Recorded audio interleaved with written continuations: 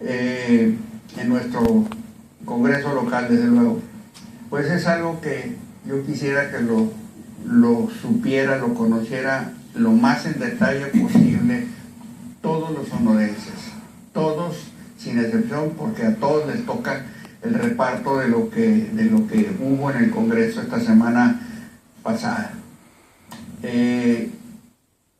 Tuve la suerte, hice algunas gestiones a través de amigos comunes, de que me aceptaran la invitación a acompañarme en esta mesa de análisis, de comentario.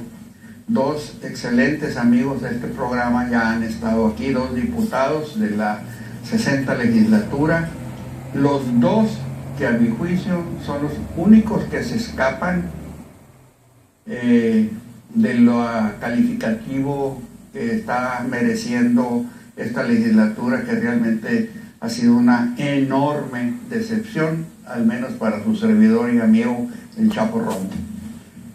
¿De quién hablo? Bueno, pues primero a mi izquierda, mi buen amigo Carlos Navarro López, diputado del PRI, y a mi derecha...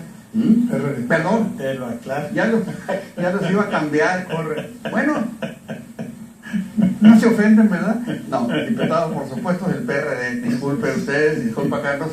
Y a la derecha mi también buen amigo Abel Murrieta Gutiérrez, diputado de Obregón Oriente, Distrito 16. Distrito 16.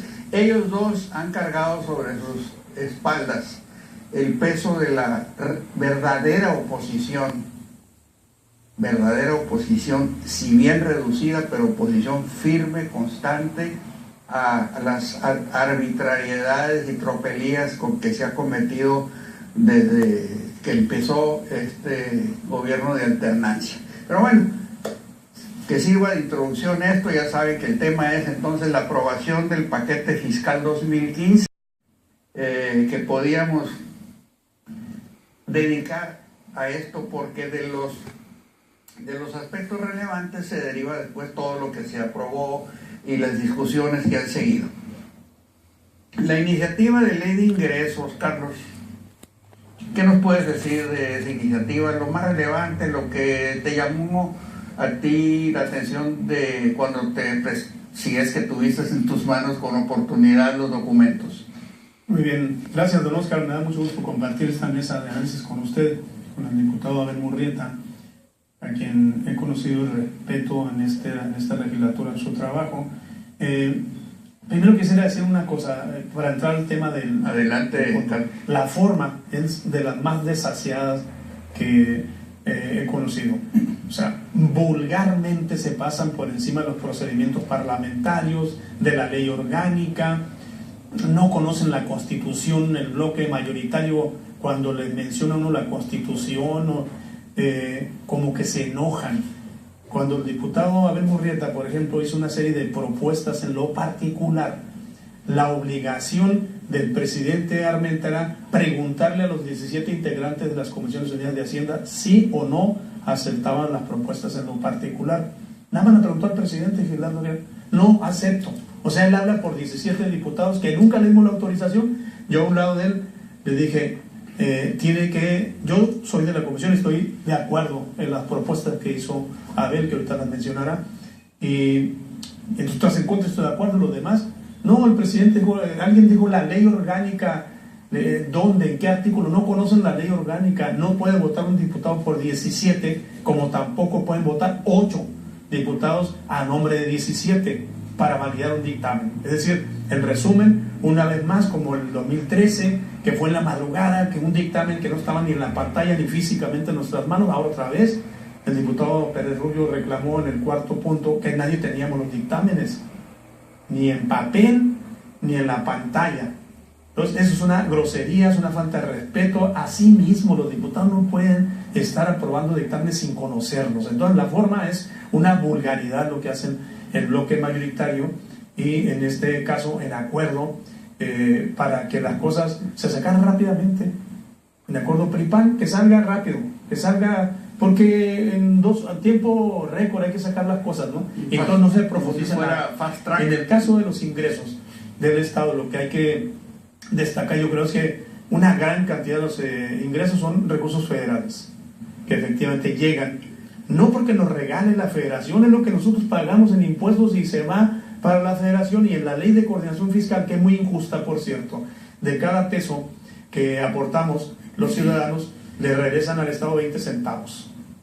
80 se queda en la federación, 20 centavos al Estado, de los cuales 16 centavos son para el Estado y 24 centavos para los municipios. Wow. que son los que con es razón el nivel de gobierno están como están. Es el nivel de gobierno más cercano a los ciudadanos. La gente, si a alguien le puede reclamar porque no hubo recolección de basura, los servicios, es al ayuntamiento, a la presidencia municipal. Bueno, esos tienen 4 centavos de cada peso, 16 centavos el Estado y el resto 80% de la federación. Entonces no nos regalan, pero el grueso, más del 80% del dinero llega a la federación. Lo que se recauda aquí es mínimo, 2,000 y feria de millones de pesos. Y entonces nos quieren vender como un triunfo, como un logro del partido gobernante, el que no haya nuevos impuestos ni se incrementen los impuestos existentes. Eso es un logro de la ciudadanía, que bien les iba a castigar en el proceso electoral a los que estuvieran metiendo impuestos disfrazados como el Común 2013, que todavía está ahí, así es, que todavía se niegan a dictaminar. Mal harían en disfrazar impuestos nuevos. Yo hice un comentario donde me opuse, no lo meten a votación porque es una parte del truco, no se vota nada de lo que digamos los opositores. Yo le dije, no estoy de acuerdo con ningún incremento a las tarifas del agua potable. En Hermosillo es 3.5%, y creo que en lugar es el 7%, porque la gente ve mal que se incrementen los costos de los servicios cuando los ingresos siguen muy deteriorados, o cuando el dinero, la sospecha popular es que se usa mal, se desvía o se señala que se corrompen todos los aparatos del Estado con los impuestos de los ciudadanos. Entonces, por eso, como pueden ustedes ver, esta extensa comentario, explicación. No. El chiste es que el programa es para ustedes dos. Yo lo entiendo perfectamente bien y no hay. De hecho, para eso están ustedes aquí, para hablar con los sonorenses de los 26, 27 municipios a donde llega esta señal del megacanal. De hecho, qué bueno que el diputado Navarro entró directo a la crítica que le corresponde como opositor, como legislador de la oposición, y empezó específicamente a referirse a puntos violatorios de las reglas del juego legislativo, de la ley, pues de lo que dispone la ley específicamente para estas cosas. Me llama mucho la atención, y yo me imagino que usted también, que nos diga alguien que ha estado constantemente presenciando y participando de estas cosas. Yo me imagino cómo debe dolerle el que les hagan a los diputados de oposición lo que les han hecho en contubernio con inclusive compañeros de los dos, del PRI y del PRD, por no hablar de los del PANAL, que esos se definieron totalmente, se decantaron, como dicen. El caso es que vamos a entrar entonces, en lugar de no perder el tiempo, porque no es perder el tiempo, pero sí dedicárselo a los hechos, a lo que ocurrió. Usted sabe, seguramente sabe, que se aprobó el presupuesto, fueron 48.400 y fracción de millones, miles de millones de pesos, en una jugarreta parecida a la del año pasado. El año pasado se aprobó el 14 de diciembre, ahora fue el 11. Y yo creo que el año que entra, si siguiera la legislatura, que no va a seguir, pues a lo mejor lo aprobaban en octubre, ¿no? A cómo van las cosas. Pero bueno, esperemos que estas cosas pasen, se vayan. Qué bueno que ya se van a ir. Este tipo de cosas, no digo los partidos.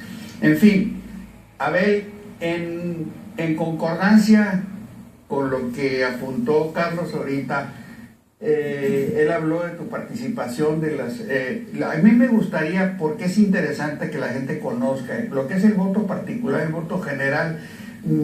Me parece a mí que es conveniente que la gente entienda, porque luego rato vas a hablar de eso. Así es. Van a hablar de eso.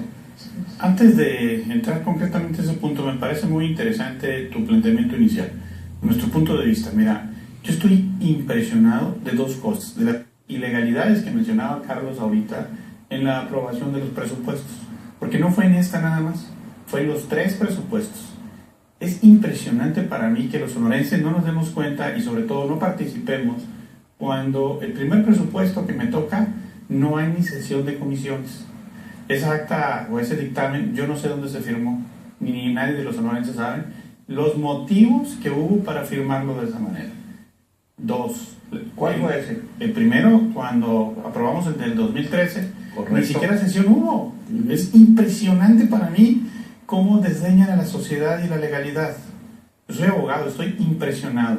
Aquí Gildardo de Real tiene mucho que explicarle a la sociedad, porque seguramente no solamente quiere ser algo él, sino también su candidato a gobernador, con el cual está muy ligado. Eso es lo que nos espera a los sonorenses con ese grupo de gente. Yo creo que sería importante que nos lo explicaran. El segundo, ni siquiera había dictamen, lo aprueban. Protestamos mucho, que coincidimos en esa ocasión también, Carlos Navarro y yo, por esa situación tan grave de no hacer la sesión. No hubo una sola sesión de análisis. Y segundo, no hay sesión. Y ahí incluso las complicidades se dan, puesto que nadie protesta. Se van, les dan quórum y les van con todo. El segundo, ni siquiera hay dictamen. Como en la primera nos habíamos manifestado fuertemente en contra, hacen una sola sesión para aprobar un presupuesto que no lo teníamos en la mano, que también nos tocó coincidir en el pleno y decir, ¿dónde está el dictamen? ¿Qué es lo que van a aprobar, señores? Recuerdo muy bien un gasto que se llamaba no sectorizables. Y para que nadie que algo sabía. llegue al pleno tiene que haber previo un dictamen. Tiene que haber un dictamen. Con Legal. un día antes, legalmente. No ilegal. Aparte de todo, sí.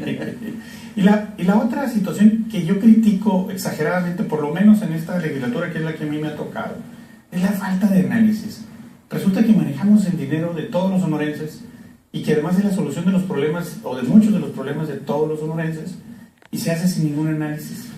Increíble. En esta ocasión hubo una sola sesión para analizar los presupuestos, tanto la ley de ingresos como la ley de egresos. Se hace violando la ley y se hace sin ningún análisis. Que me disculpen mis compañeros si se sienten ofendidos, pero les estoy diciendo la verdad. Yo incluso en la única sesión de análisis cuestioné y les dije, si voy a aprobar gastos, tengo que saber en qué se van a hacer. Por ejemplo, de obra pública. A ver, el SEA, ¿en qué voy a invertir? Van 300 millones de pesos para el SEA. Nadie sabe qué obras iban a hacerse. Todavía, el momento del pleno, que es la última etapa del proceso legislativo, cuestioné eso y les dije, ¿cómo voy a aprobar en un presupuesto que nadie me dice en qué lo van a gastar? Yo soy parte de una región, aunque soy diputado para todos los sonorenses, pero desde luego tengo interés en conocer qué problemas vamos a solucionar con ese presupuesto. No me lo pudieron decir, Oscar. O sea, es increíble. ¿Cómo les voy a aprobar yo esto? Y yo divido esta situación, tanto de los ingresos como de los egresos, en dos grandes violaciones, ¿sí? En el engaño y en la simulación. En el engaño, porque te dicen, no te voy a subir los impuestos. Oscar, el 2013 nos lo subieron 120%, dividido entre 6 años, 20%. Por favor, señores, ¿por qué quieren salir a decirnos a los sonorenses que estoy agradecido porque este año no me subiste los impuestos? Este sexenio nos subió las contribuciones de los sonorenses en el 120%, es decir, 20% anual. Vamos a ir un corte y a ver, en resumen, ilegalidad, más ilegalidad, abuso, engaño y simulación. Paramos aquí, vamos a un corte y regresamos.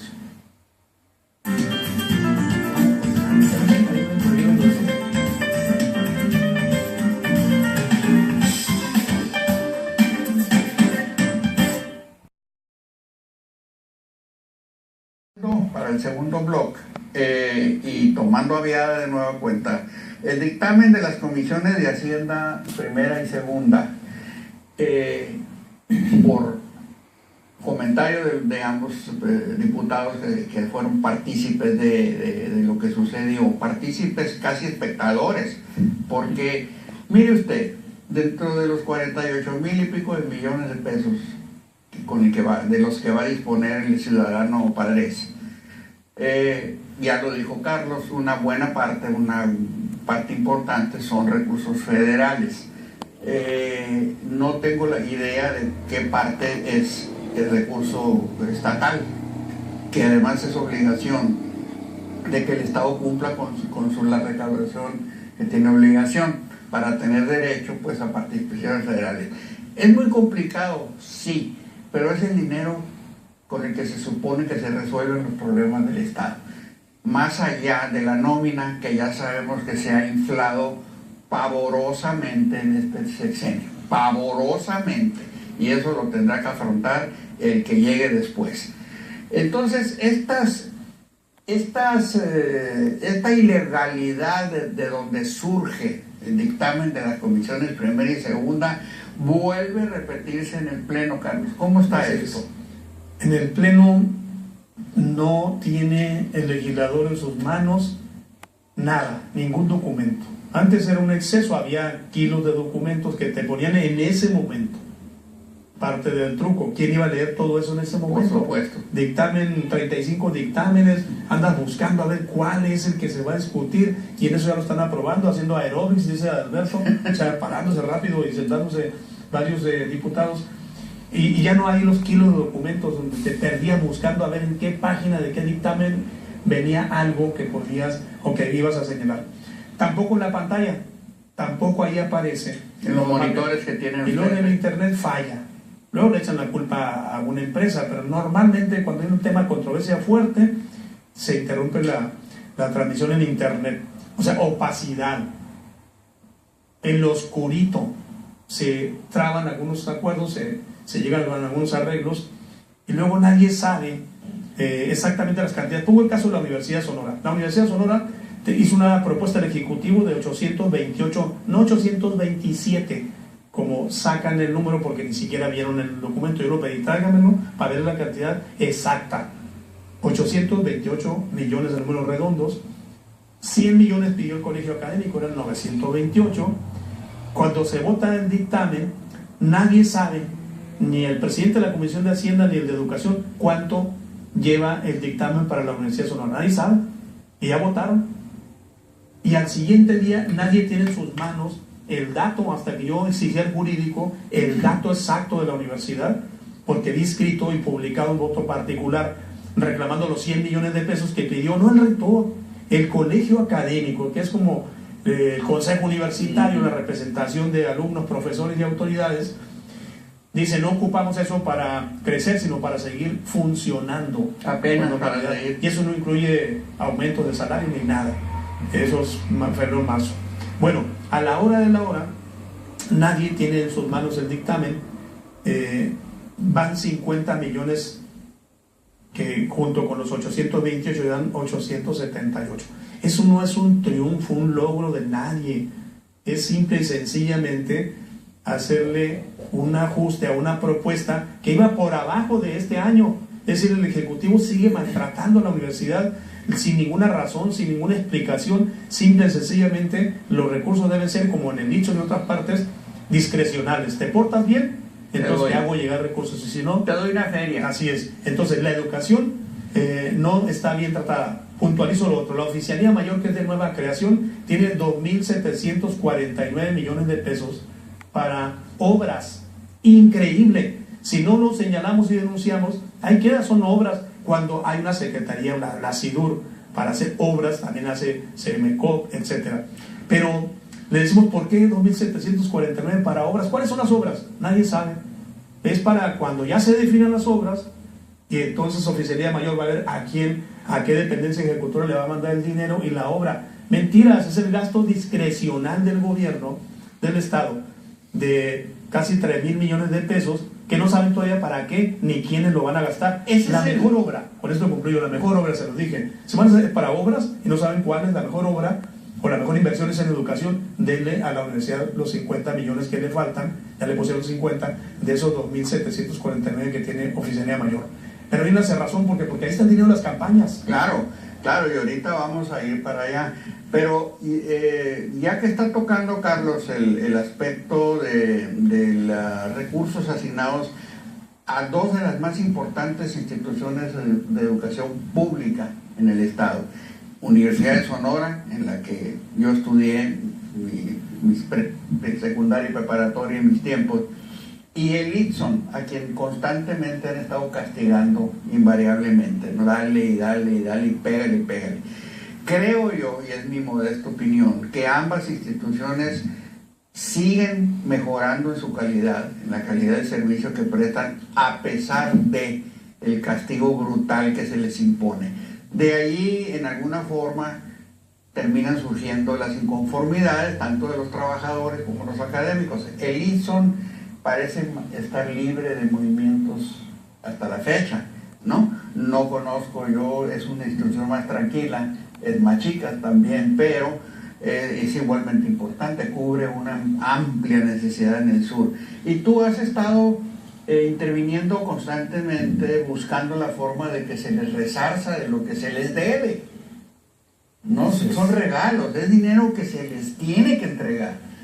De las cosas que más me han molestado de la actitud del gobierno hacia el sur de Sonora es el ITSON, porque ahí, aunque técnicamente como abogado no podría decir que es un robo, sí es equiparable.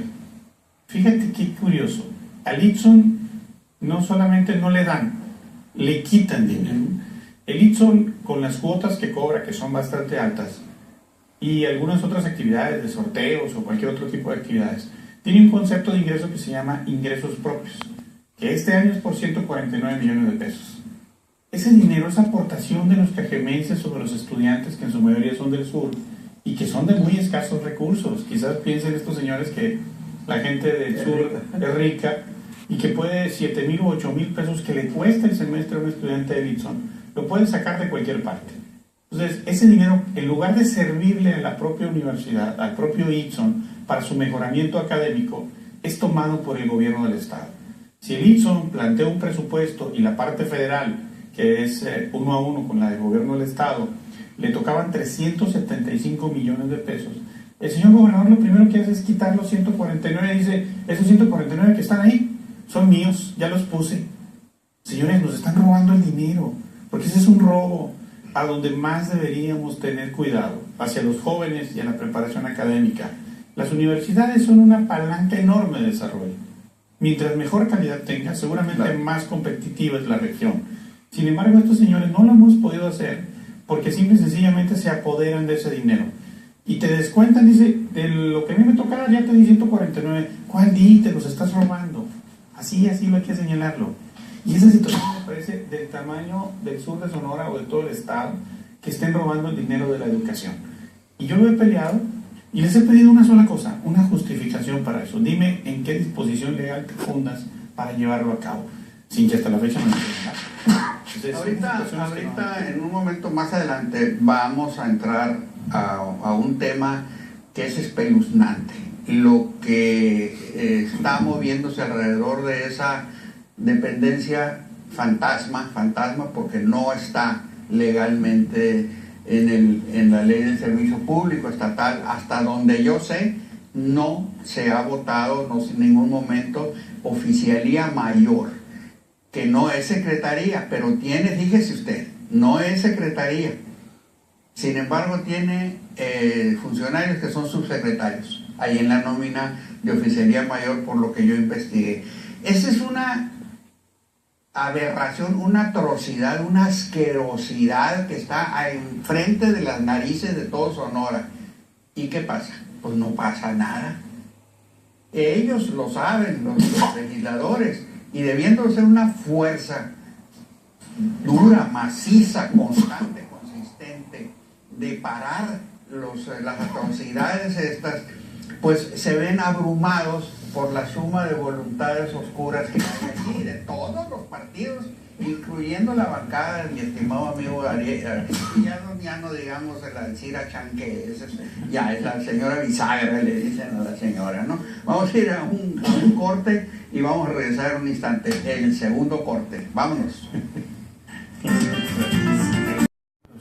Regresamos al tercer bloque, ya fíjese nomás, se nos está yendo en un suspiro esto. Mire usted, hay que decirle, como lo hemos hecho consistentemente en este programa, hay que decirle las cosas por su nombre. Al calzón quitado, como decía doña Irma.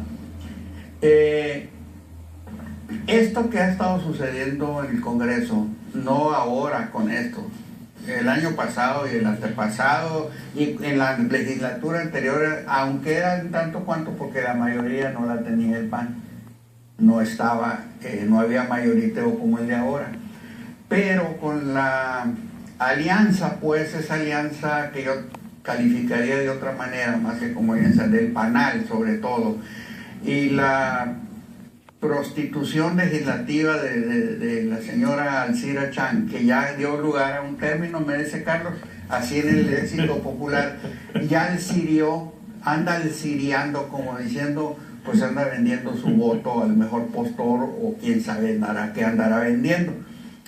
Pero eso es en esencia lo que ha pasado.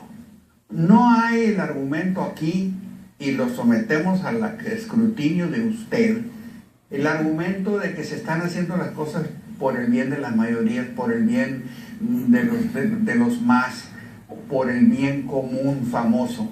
No. El PAN hasta cierto punto se entiende, porque pues él tiene que estar protegiendo al Ejecutivo, que es su obligación política. No es la obligación política, pero eso es lo que se hace. Pero lo que es el PANAL, esos dos señoritos, ¿verdad? Uno que sí es panelista y el otro que es panista paneleado, y doña Alcira Chang, esa es vil prostitución, porque están a todas luces, están votando iniciativas en contra de los sonorenses, particularmente en lo que se refiere a los presupuestos. No estoy hablando yo como Chapo Romo diputado, estoy hablando por las evidencias que tenemos, porque yo recibo, gracias a Dios, todos los boletines de la comunicación social del Congreso y hablo con mis amigos diputados y platico con gente con experiencia como Bulmaro, ¿verdad? Que fue legislador en la anterior, en fin. Hay que decirle las cosas. Lo que ha pasado en esta legislatura, en la 60, es inaudito. Yo no recuerdo, de veras, a lo largo desde que yo me empecé a asomar al mundo político, que en algún otro momento hayan pasado este tipo de cosas, así, abiertamente, ante usted que es el ciudadano que vota por ellos. ¿Cómo está eso, pues? Entonces, usted vota por ellos y ellos votan en contra, actúan en contra suya, está de la fregada esta cosa.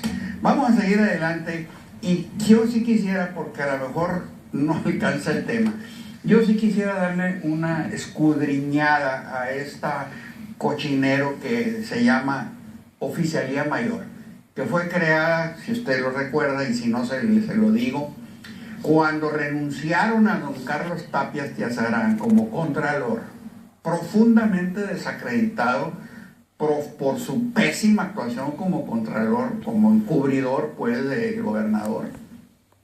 Le inventan, le redescubren, porque esta Oficialía Mayor desapareció del organigrama del estado de Sonora desde los tiempos del licenciado López Nogales. La quitaron, desapareció, realmente ya no tenía caso.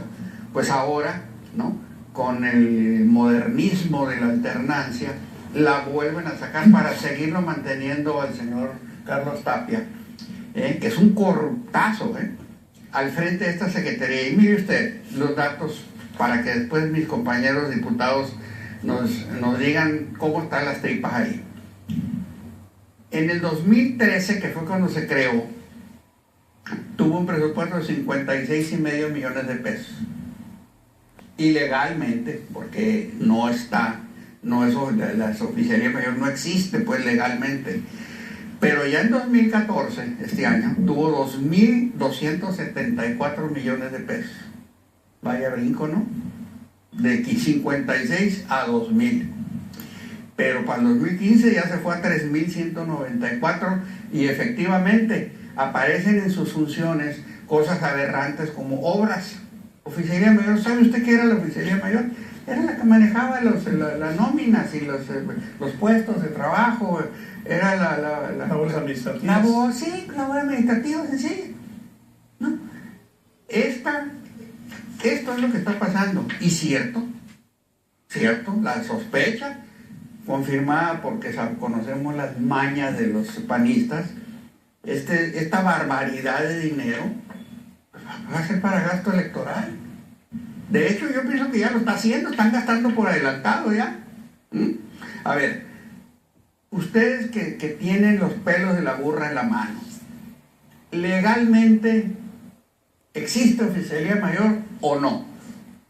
Yo voté en contra. Se hizo la labor de cabildeo, el propio oficial mayor fue al Congreso. Carlos Tapia. Sí. Yo, lo personal que voy a votar en contra, lo he manifestado, estoy en contra de que se generen más aparatos del Estado, más gasto del Estado. No es que vamos a apuntarle ahí al de egresos y al de bienes y concesiones, y como quiera, en la argumentación que hicieron fueron a buscar el acuerdo en el Congreso del Estado para legalizar lo que ya venía trabajando, que es la oficialía mayor, que era, para decirlo en pocas palabras, el que controla el gasto del aparato estatal es oficialía mayor.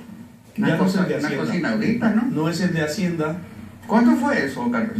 Eso fue el año pasado. En 2013. Así es. Hicieron el acuerdo, lo votaron, yo voté en contra, expresé mi voto. Legalmente sí es. Así es. Sí es.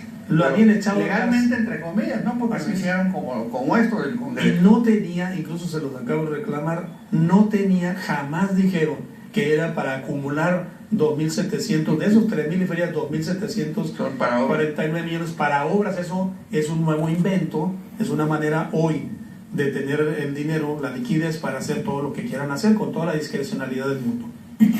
A ver, tu opinión. Entonces, lo que me aclara Carlos me obliga a corregir. Vamos a quitarle lo de ilegal, no lo de irregular, ¿no? Una cosa es ilegalidad y otra cosa es irregularidad, porque si se logró la aprobación del Congreso para la existencia de oficialía mayor de la misma forma como se aprobó el presupuesto del 2015 y 2014, pues estamos fritos, ¿no? Por eso digo, vamos, retiro lo dicho, no es ilegal porque está aprobada por el Congreso, pero es irregular.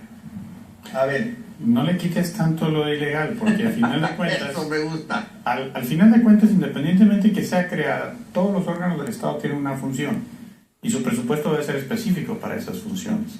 Entonces, si hacemos un análisis de su presupuesto y sus funciones... El nuevo. Así es. El actual. Seguramente tendrás margen a hablar de ilegalidades. El problema, Oscar, es que no nos dan esa oportunidad de verificarlo. Toda la información que solicitamos nunca llega. ¿Cuándo se dieron cuenta de ustedes de que venían increíble. estas barbaridades para la oficialidad?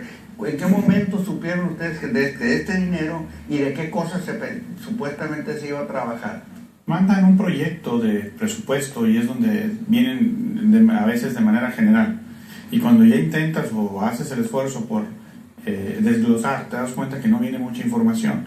Y es cuando empiezas a cuestionar. Y yo vuelvo a insistirles a mis compañeros que se los dije, no se los digo aquí nada más, se los dije en el Congreso. Votaron un presupuesto que no hay capacidad de análisis. O sea, esta situación, pues podemos hablar de complicidades. ¿Por qué razones? No solamente en este tema. ¿Por qué razón das 3.000 millones de pesos a una institución que seguramente no son sus funciones? Pero nosotros no tenemos, nosotros pedimos las obras de oficialía mayor. O bien, yo pedí las del CE, yo pedí las de caminos vecinales, yo pedí a ver, mira, te voy a ejemplificar de las importancias del presupuesto y las complicidades que se pueden dar. No solamente en la eficiencia del gasto, sino hasta en la corrupción. Viene un rubro que se llama adeudos fiscales de años anteriores. Es un crédito por 1.000 millones de pesos que se le da. Son las ADEFAS. Son las ADEFAS.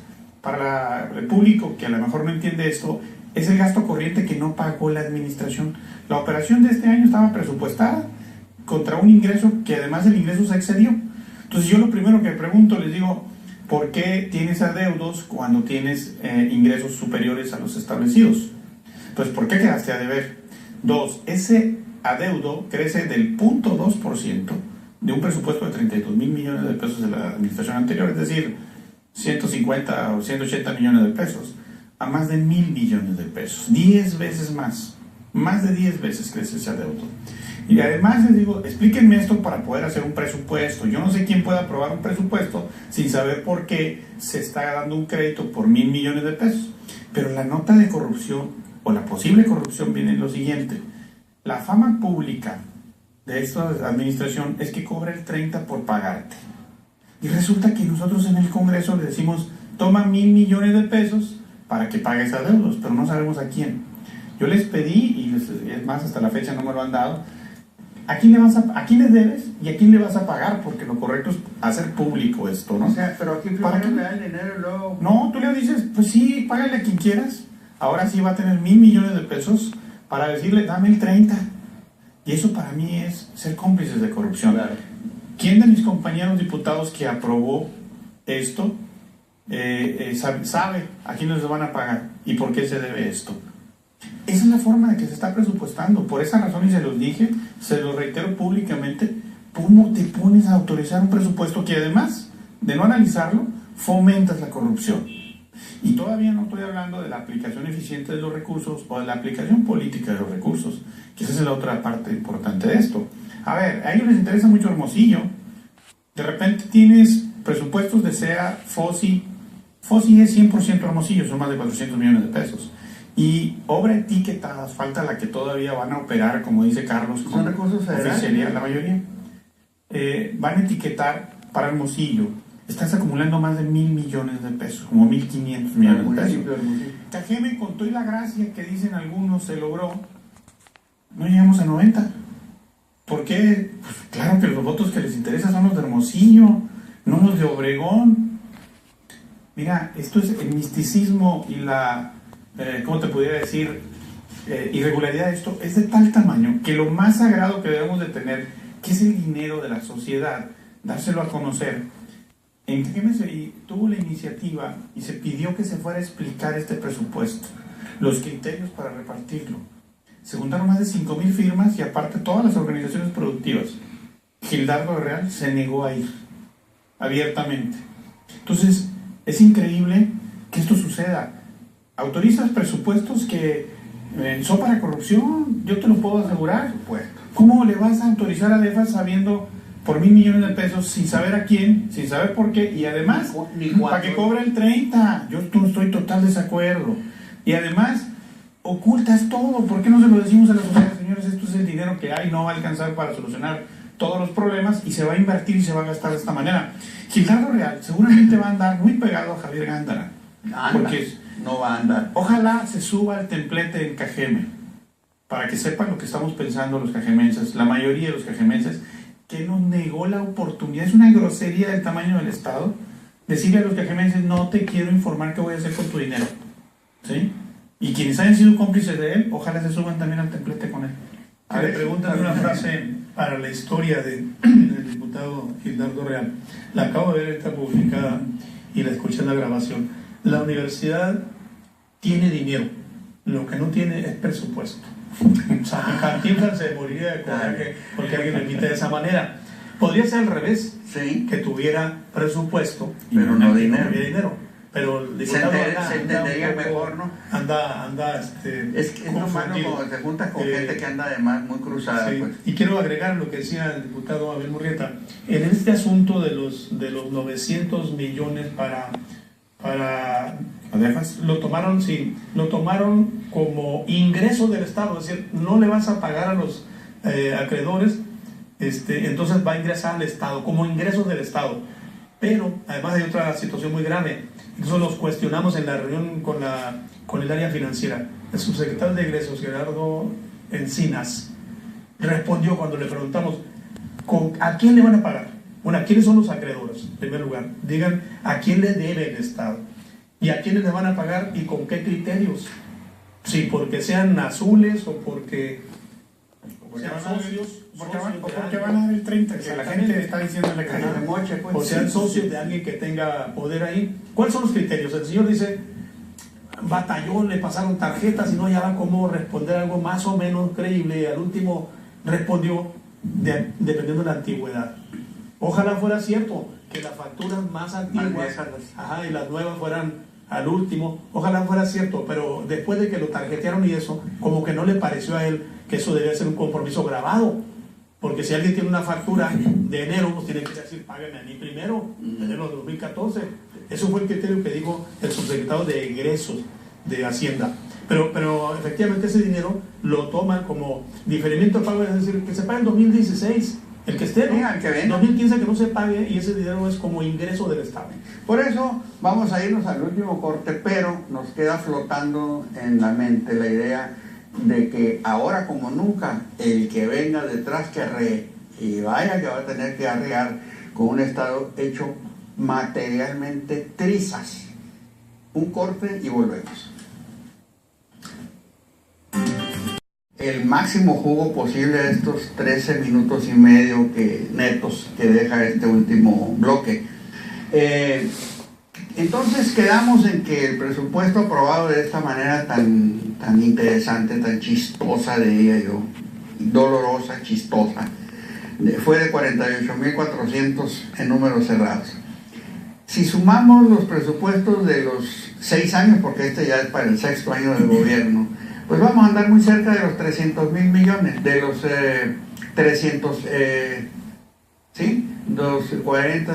cerca de los 300.000 millones de pesos, 280 pesos más, pesos menos, es una barbaridad de dinero. Usted busque en su memoria, en los medios de comunicación, dónde está la infraestructura productiva que se generó con estos 300.000 millones, cerrémoslo pues, y nos vamos a ir un poquito de paso. A ver si le encuentra esa infraestructura, en qué se gastó ese dinero. Que no sean las caballerizas, que no sean las siembras de nogal y esas cosas, no. En lo que usted y yo necesitamos, inversión productiva. Bueno, pero no nada más es eso, esa barbaridad de dinero que entró y nadie sabe para dónde se fue. En estos momentos, hablando primero del municipio de Hermosillo, ya ocupa el primer lugar en deuda pública per cápita, quiere decir por cabeza, ¿no? No en el monto total porque se reparten por cabeza, pero el estado de Sonora es muy probable, falta echar un poquito de números, si no está en el primer lugar, está en el segundo en deuda pública. Aparte de ese montón de dinero, en este sexenio se más que duplicó la deuda pública. Poco más de 2 veces se fue para arriba. ¿En qué? ¿Para qué? Yo quisiera que nuestros amigos, porque además hubo una reestructuración, pues que nadie sabe, nadie supo por ahí también. Vaya usted, esta es la opacidad, como Carlos hablaba. Un poco lo que nos quede de tiempo, vamos revisando la deuda pública porque es dinero, también es el dinero. ¿Qué pasa con el endeudamiento del Estado de Sonora? Abel lo ha dicho y Carlos también en su momento lo dijo. El peor problema de Sonora en este momento y al final del sexenio va a ser la bancarrota financiera, la situación financiera en que va a quedar el Estado, en que está y va a quedar. Carlos, tu opinión. Hoy sale un dato publicado en un portal de internet en el marco de la discusión del Congreso de la Unión. Diputados y senadores están discutiendo ponerle tope al endeudamiento de estados y municipios. Esa es una discusión hoy en el Congreso de la Unión. Salió una minuta inclusive, Así ¿no? es. Y en ese marco aparece la deuda pública de Sonora en 20.000 millones de pesos. Más lo que se acumule. Eso es lo que aparece hoy. A lo mejor es un dato de hace meses. Uh-huh. Pero nada más si fuera ese dato, efectivamente el año pasado indebidamente el Congreso del Estado le autoriza al Ejecutivo reestructurar la deuda con quien mejor le conviniera, y saben algunos de los involucrados que si tú decides por tal o cual banco, pues en donde tú digas te ponen una cantidad de agradecimiento para los crismas por la decisión, ¿no?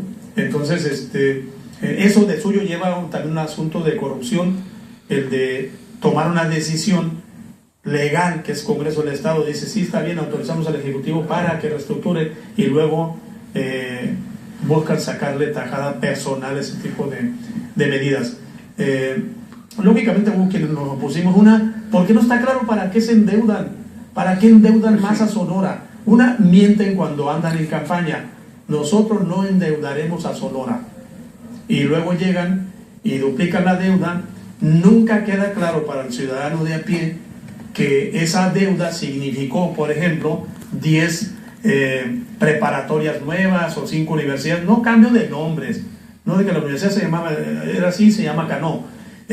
No queda claro para la gente la inversión productiva, efectivamente la generación del empleo, el desarrollo del estado de Sonora. Entonces, si uno viera, la gente estuviera contenta, es que notamos un crecimiento, un desarrollo, tenemos camiones nuevos, refrigerados, y es producto de la deuda, y tenemos más universidades, y tenemos el apoyo de los productores, es decir, Sonora va creciendo y vos se tiene que financiar con deuda, pero esto no se ve. Lo único que la gente sospecha, endeudan a Sonora en beneficio de quienes gobiernan. Fíjate, a ver, perfectamente congruente con lo que dice Carlos. Hay una tesis que dice que si la deuda, un endeudamiento, no es para inversión productiva, ese es el requisito clave, entonces es inconstitucional. Pero esa es la letra de la ley. En la realidad, como dice Carlos y como nos vas a seguir explicando tú, pues hacen lo que les da la gana con la deuda.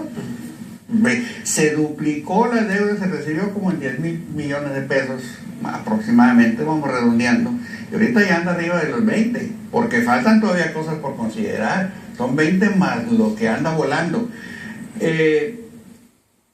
¿Cómo puede un Estado en estas condiciones pensar en desarrollo al iniciarse un nuevo sexenio, cuando lo que primero que se tendrá que hacer es componer el desgarriate que tenemos a ver?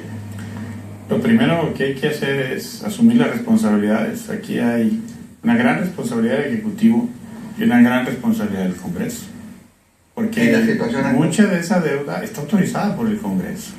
Yo lo he votado y se los he dicho por muchas razones, entre las cuales van las que tú me dices. Y yo te decía al principio, esto es la simulación. Dicen que son para inversiones productivas y lo agarran para pagar pasivos. Eso es lo peor del caso. O sea, ni siquiera van a inversiones productivas. Y dos, parte de esa deuda, no toda, está autorizada por el Congreso del Estado. Ahí te tendrán que responder incluso a la sociedad aquellos que hayan firmado documentos donde dicen que no iban a autorizar deuda. ¿Sí?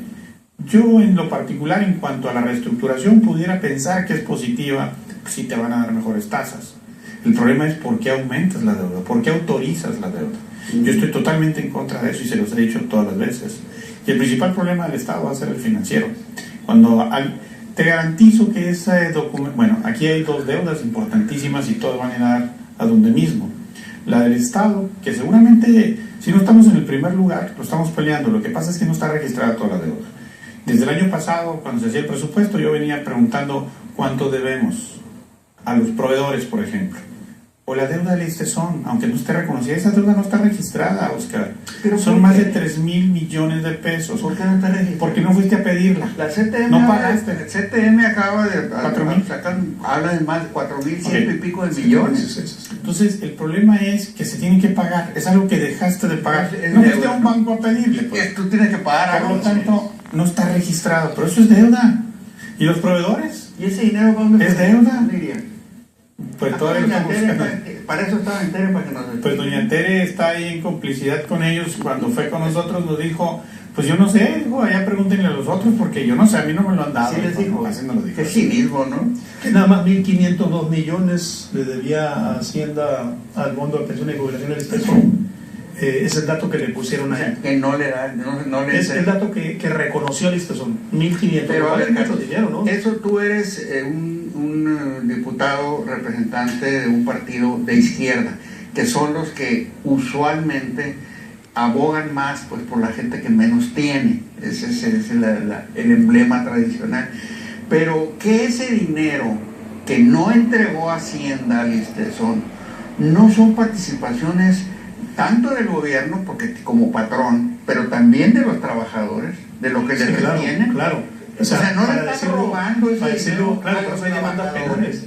Por eso hay demandas penales que los sindicatos, Consejo Sindical Permanente va a la oficina del gobernador y dice: queremos una explicación de 4.116 millones de pesos que debiera tener el fondo, según los estudios de estos gremios, que son los derechohabientes. ¿En qué hemos insistido quienes reclamamos esto? En que no es dinero público, es dinero de los 65,000 derechohabientes que nos quitan del cheque, por una parte. La otra parte la debe de aportar el patrón. Por ley. Así es. Entonces, esa aportación del patrón no la envían al fondo. Y quizá lo más grave es que la que sí está en el fondo, o debiera estar en el fondo, ya no está. La que aporta el trabajador tampoco esté. Voy a poner un caso. En el fondo de una maleta. Puede ser que ahí esté. Puede ser que está en el fondo, pero no en el fondo de pensiones y jubilaciones. Fíjense. Me acabo de traer otro dato. Sí, rápido, porque les quisiera preguntar sobre la El controversia. SUSPES dice, voy a mover el asunto del 10%, que es un dictamen pendiente de lo que descuentan a jubilados y pensionados, que todas las demandas que pierde el ISTESON, porque las pierde, porque es inconstitucional quitarte el 10% del cheque, aunque lo diga la ley. Todas esas demandas son cerros de documentos acumulados, pero no hay dinero para pagarlas. Yo quisiera insistir mucho en ese tema y explicárselo a la gente para que vean. Adelante. Es grave, por la razón que le acabas de decir. Ese dinero no es de nosotros, lo tenemos que pagar, pero lo vamos a pagar todos, ¿eh? Ahí sí va a ser público, ahí lo tenemos que pagar todos. Y yo los he cuestionado y los sigo cuestionando hasta ahorita para el público que entienda el tamaño del problema. En el ISTESON se programa la participación y se presupuesta, ¿eh? Como encargado de una dependencia que fue durante 8 años, al momento de presupuestar te dicen, aquí está lo de los sueldos, salarios, aguinaldos, ISTESON, ¿sí? Y te lo descuentan. Si tú eres el Estado, presupuestaste el egreso y además tuviste el ingreso, ya tuviste el ingreso y le corresponde a la Procuraduría este dinero. Al momento que a ti te dan las partidas o los gastos, te descuentan ese dinero. Es decir, el dinero existió, se presupuestó, ingresó y se ejerció porque no lo descuentan las instituciones y no fue a dar al ISTESON. Pues ¿en dónde está ese dinero? Eso es lo grave de esta situación.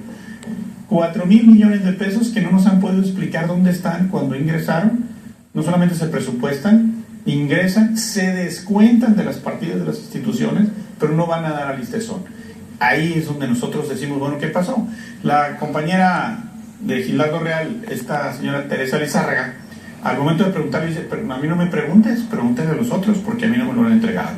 Entonces, con esas respuestas, pues te das cuenta del cinismo. Pero fíjense una cosa, ya nos vamos a despedir, pero vamos a dejar todavía un asuntito más. Lástima que no alcanzó el tiempo para ventilarlo.